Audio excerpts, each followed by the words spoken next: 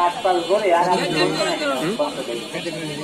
যদি জানি দরকার না হাসপাতাল যেতে পারতাম তিনি কথা চিন্তা ডাক্তার বড় ডাক্তার না যা এনে টাকা দিতে কি চলে টাকা উপরে দিয়ে চলে টাকা বাদে না পরীক্ষা করতে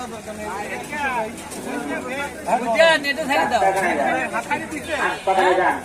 আমার কাছে যা করেন ডাক্তারের কাছে আর করে গেলেন না আমি তো টাকা কামাই দিয়ে কথা কই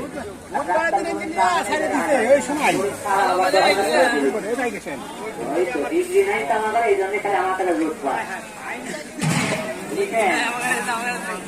এতদিন থাকছিল না